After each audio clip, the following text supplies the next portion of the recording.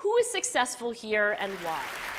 How do you explain when things don't go as we assume? Or better, how do you explain when others are able to achieve things that seem to defy all of the assumptions? What keeps us healthy and happy as we go through life?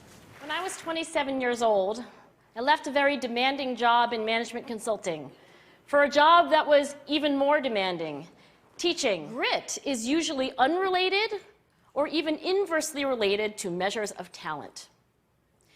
So far, the best idea I've heard about building grit in kids is something called growth mindset.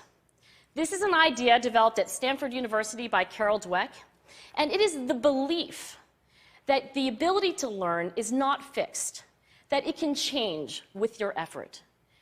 Dr. Dweck has shown that when kids read and learn about the brain and how it changes and grows in response to challenge, they're much more likely to persevere when they fail because they don't believe that failure is a permanent condition. So growth mindset is a great idea for building grit, but we need more. And that's where I'm going to end my remarks, because that's where we are. That's the work that stands before us. We need to take our best ideas, our strongest intuitions, and we need to test them. We need to measure whether we've been successful, and we have to be willing to fail, to be wrong, to start over again with lessons learned. In other words, we need to be gritty about getting our kids grittier. And why is it that the Wright brothers were able to figure out controlled powered manned flight when there were certainly other teams who were better qualified, better funded, and they didn't achieve powered manned flight, and the Wright brothers beat them to it? There's something else at play here. About 3.5 years ago, I made a discovery, and this discovery profoundly changed my view on how I thought the world worked, and it even profoundly changed the way in which I operate in it. As it turns out, there's a pattern. As it turns out, all the great and inspiring leaders and organizations in the world, whether it's Apple or Martin Luther King or the Wright brothers, they all think, act, and communicate the exact same way, and it's the complete opposite to everyone else. All I did was codify it. And it's probably the world's simplest idea. I call it the golden circle.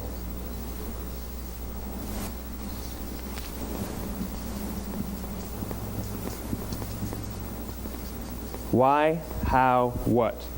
This little idea explains why some organizations and some leaders are able to inspire where others aren't. Let me define the terms really quickly. Every single person, every single organization on the planet knows what they do 100%. Some know how they do it, whether you call it your differentiating value proposition or your proprietary process or your USP. But very, very few people or organizations know why they do what they do. And by why, I don't mean to make a profit. That's a result. It's always a result. By why, I mean what's your purpose? What's your cause? What's your belief? Why does your organization exist? Why do you get out of bed in the morning? And why should anyone care? Well, as a result, the way we think, the way we act, the way we communicate is from the outside in. It's obvious. We go from the clearest thing to the fuzziest thing. But the inspired leaders and the inspired organizations, regardless of their size, regardless of their industry, all think, act, and communicate from the inside out. Let me give you an example. I use Apple because they're easy to understand and everybody gets it. If Apple were like everyone else, a marketing message from them might sound like this: we make great computers. They're beautifully designed, simple to use, and user-friendly. Want to buy one? Meh. And that's how most of us communicate. That's how most marketing is done, that's how most sales is done, and that's how most of us communicate interpersonally. We say what we do, we say how we're different or how we're better, and we expect some sort of behavior, a purchase, a vote, something like that. Here's our new law firm. We have the best lawyers with the biggest clients. We have, we always perform for our clients, do business with us. Here's our new car. It gets great gas mileage. It has, leather seats. Buy our car. But it's uninspiring. Here's how Apple actually communicates. Everything we do, we believe in challenging the status quo. We believe in thinking differently. The way we challenge the status quo is by making our products beautifully designed, simple to use, and user-friendly. We just happen to make great computers. Want to buy one? What keeps us healthy and happy as we go through life? If you were going to invest now in your future best self, where would you put your time and your energy? There was a recent survey of millennials asking them what their most important life goals were. And over 80% said that a major life goal for them was to get rich. And another 50% of those same young adults said that another major life goal was to become famous. And we're constantly told to lean into work, to push harder and achieve more. We're given the impression that these are the things that we need to go after in order to have a good life. Pictures of entire lives, of the choices that people make and how those choices work out for them, those pictures are almost impossible to get. Most of what we know about human life, we know from asking people to remember the past. And as we know, hindsight is anything but 20/20. We forget vast amounts of what happens to us in life, and sometimes memory is downright creative. But what if we could watch entire lives as they unfold through time?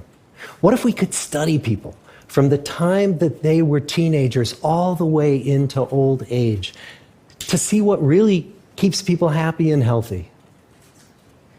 We did that. The Harvard study of adult development may be the longest study of adult life that's ever been done. For 75 years, we've tracked the lives of 724 men. Year after year, asking about their work, their home lives, their health, and of course, asking all along the way without knowing how their life stories were going to turn out. Studies like this are exceedingly rare.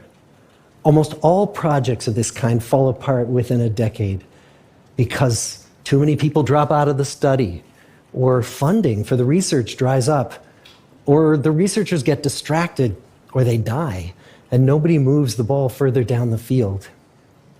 But through a combination of luck and the persistence of several generations of researchers, this study has survived. About 60 of our original 724 men are still alive, still participating in the study, most of them in their 90s. And we are now beginning to study the more than 2,000 children of these men. And I'm the fourth director of the study.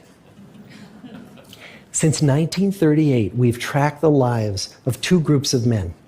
The first group started in the study when they were sophomores at Harvard College. They all finished college during World War II, and then most went off to serve in the war. And the second group that we've followed was a group of boys from Boston's poorest neighborhoods. Boys who were chosen for the study specifically because they were from some of the most troubled and disadvantaged families in the Boston of the 1930s. Most lived in tenements, many without hot and cold running water. When they entered the study, all of these teenagers were interviewed, they were given medical exams. We went to their homes and we interviewed their parents. And then these teenagers grew up into adults who entered all walks of life. They became factory workers and lawyers and bricklayers and doctors, one president of the United States. Some developed alcoholism, a few developed schizophrenia. Some climbed the social ladder from the bottom all the way to the very top, and some made that journey in the opposite direction. The founders of this study would never in their wildest dreams have imagined that I would be standing here today, 75 years later, telling you that the study still continues. Every 2 years, our patient and dedicated research staff calls up our men and asks them if we can send them yet one more set of questions about their lives. Many of the inner city Boston men ask us, Why do you keep wanting to study me? My life just isn't that interesting. The Harvard men never asked that question.